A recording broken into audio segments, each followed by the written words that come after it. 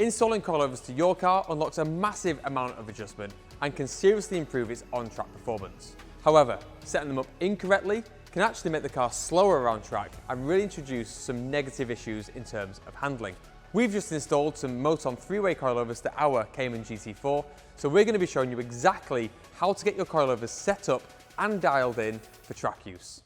The Moton 3-way coilovers that we've fitted to the GT4 come with independent high-speed and low-speed compression adjustment and independent rebound adjustment. However, before you start tuning your dampers, there are other aspects of the car setup that you need to focus on first and get dialed in before you start doing damper tuning. These things are your camber geometry, your toe geometry, and your rake angle and your ride heights. You need to get these dialed in before you even start to do damper tuning, because if you don't have these settings in the right place in terms of camber, toe and rake angle, you're going to have a compromised chassis to begin with, and then you're just working around issues that could have been fixed just by getting the geometry right in the first place. So we always recommend to get the geometry correct in the first place, make sure your car is working and using the tyre as effectively and efficiently as possible, then start to tune your dampers to really extract that last bit of potential out of the car.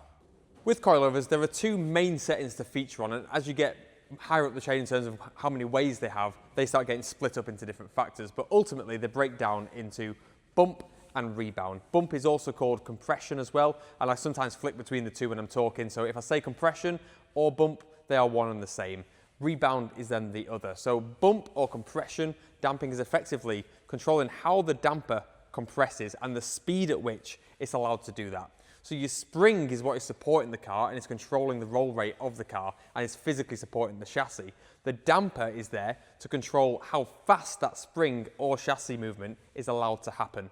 So it's the velocity at which the actual damper is compressing. So that means you can control independently on the axles how fast each axle or wheel is allowed to therefore compress. Rebound is how fast the damper is allowed to expand again.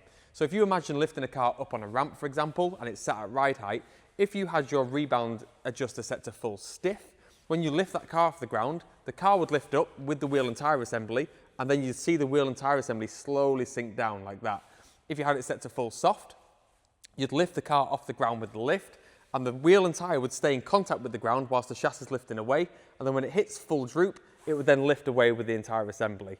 And that's how it sort of resembles the movement out on track, is it allows the spring and damper assembly to extend quickly or slowly, and that's how it keeps the tyre in contact with the ground. And again, that's how you can actually identify and tune understeer and oversteer characteristics. When it comes to getting your coilovers dialed in for that initial base setting, you need to be careful not to have your bump set too stiff or too soft, and the same with the rebound. And things to identify when you're actually getting to the point of tuning this, and if you're driving your car out on track, how you would actually identify if it is too stiff in either scenario. If your bump or compression settings are too stiff, the car will effectively skip and hop through the corner. As you're turning in, the axle will actually skip and hop across the tarmac. If it's too soft, it will wallow excessively and it will feel like it's really overloading the outer axle and it's sort of pitching the inside and pulling it up as you're rolling through the corner. So that means you've got that set too soft.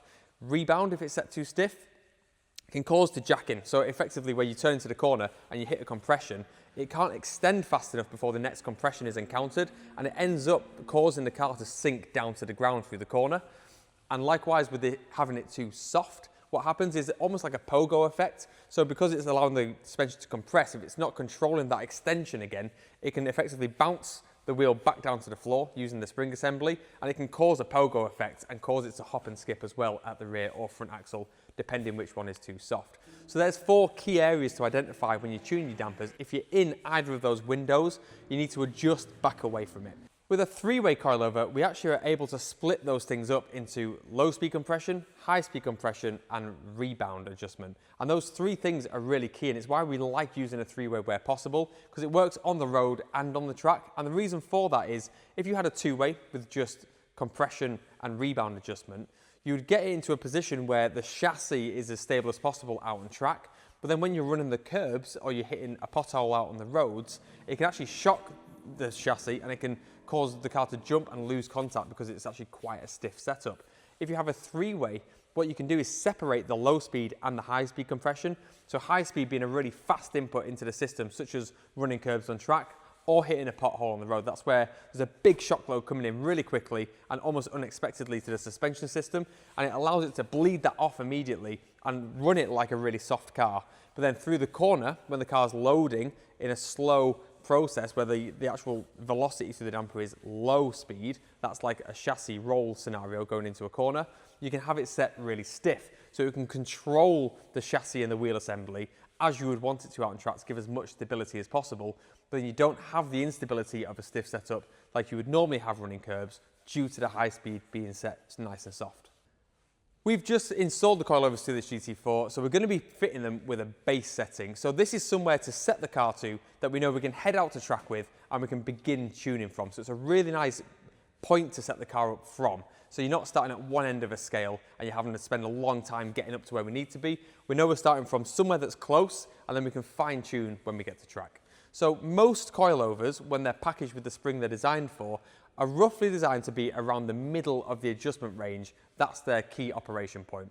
So we're going to be setting the front coilovers to the middle of their operation range. The high speed compression, however, we're going to be setting a little bit lower because we know that the high speed is there to bleed off things like curbs or sausage curbs out on track, and we want that compression to be fast and to bleed that off straight away for us so we can run it as smoothly as possible without upsetting contact patch. So we're going to be sending them all the way down to soft and then back up 3 clicks, just so we have that in the really soft end of the range. That's going to be the same front and rear. When it comes to the mid settings for the low speed compression and the low speed rebound at the rear axle, we're actually going to be setting those a click softer. On the Motons, we only have 7 clips for bump/compression, so we don't have loads of clicks to play with. That's why a single click is actually quite a big difference. So we're going to be setting the rear end 1 click down on bump and on rebound as well. That's because on the Porsche, it's the driven axle, and it's often a good way as a base setting to have your driven axle set a tiny bit softer than your non-driven axle, and that's just to get that understeer, oversteer bias set to the right place just before you get going. So we know with a rear-wheel drive car, it's nice to have the rear axle set just 1 click softer or a couple of clicks if you have a larger range of clicks available, and then you're in a really nice point and you know your distribution is going to be somewhere close to head out on track and have something good to drive.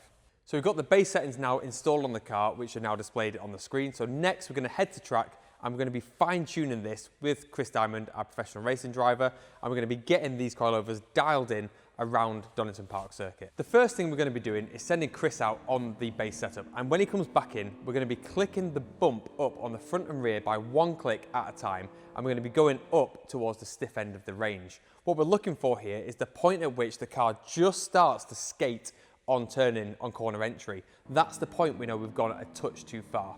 So we sent Chris out for a few laps and he came back in and then again made that change and sent him out. Eventually we got to the point where the car just started to skate on corner entry. We knew therefore we'd hit that limit, and then we cracked them back 1 click. So we then had our base settings for bump for track use. Then he went back out and now we're focused on getting the rebound dialed in because we haven't moved the rebound up to match the bump at this point. So now we're interested on which axle the actual hopping or skipping effect is occurring on, and then we're going to rectify that. So it turned out it was actually on the rear axle, it felt was just a little bit under rebound. So we just clicked that up by 2 clicks eventually. After going out, we do it 1 click at a time on these Motons because 1 click does make a difference with a smaller range of click adjustment. So after 2 clicks firmer on the rear, we had a really nice balance then just to keep the car balanced through the corner and get rid of that hopping. So we know we're at a point where we have the bump under control, we're at the maximum end of that range without causing issues, and we're just getting as much stability and chassis control as we can without getting into that window of skating across the tarmac.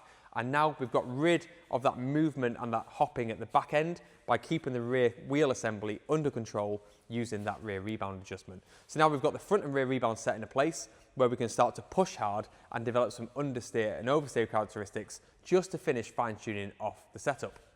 As we know that we're at the top end of the bump settings, what we're going to be doing is actually softening bump to fix the issues where they arise, and likewise with the rebound at the back, we know we don't want to go any softer because that could cause issues unless we're moving it with the bump compression. So initially we had a little bit of turning understeer, so we wanted to just soften off that front bump a tiny bit, and that really helped get the nose tucked in and just give a little bit of grip back to the front axle. After that, we had a little bit of corner exit oversteer, as that was the next thing to develop itself. For corner exit oversteer, we stiffened front rebound by 1 click. And the reason for this is that a corner exit, as the rear of the car goes into compression and pitches the chassis and raises the nose slightly, that can have a lifting effect on the front tyre. So if we stiffen that front rebound, it lets the front carry the tyre up slightly and unload that front contact patch, just taking a tiny bit of grip away from the front. The reason we didn't want to add more grip to the back is because the way to do that would be softening off that bump compression to give more to the back, but then we're coming back away from that maximum window that we've already tuned the car up to. That's why we're going to use the rebound in this scenario, just to fine tune that balance back into the car. When Chris came back in, the car was starting to feel really well planted now, and it was even running curbs really nicely. The only thing he did have was when he was running the sausage curbs, he was just getting the front bouncing a tiny bit, so we backed off the high-speed compression by one more click down to 2, just so that he could run those bigger sausage curbs around Donington Park and take the line he was wanting to achieve.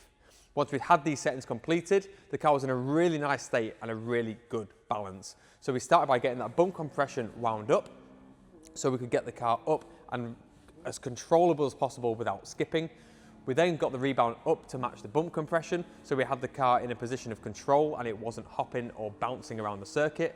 Then we fine-tuned some corner entry characteristics and some corner exit characteristics by tuning the bump and the rebound adjustment to fine-tune those issues out of the car.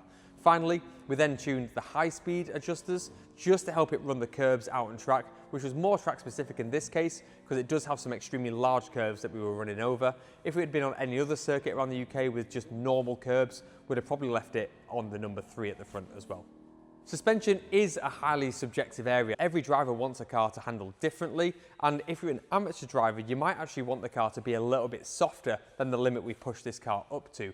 If a bit more movement in the chassis gives a bit more warning, a really stiff setup actually can respond very quickly, and it can lead to like snap oversteer, snap understeer, and it can really upset the car very quickly. And if you're not used to catching a response in the car, then it can catch you out. So if you're a new driver, it's sometimes best to go at the softer end of the range when you're tuning dampers, just to give that chassis a bit more movement and ultimately a bit more warning for the driver if it's about to step out. So there you have it, a nice quick guide on how to adjust and tune your dampers and get them ready and set up for track use. For more in-depth information, we do have articles covering this as well, where we go into more depth on how to tune individual scenarios for corner entry and corner exit. Just in case you're having different issues out on track, the article will guide you through how to fix those too. If you haven't already, make sure to subscribe to the channel because we're going to have many more videos coming out covering technical details such as this.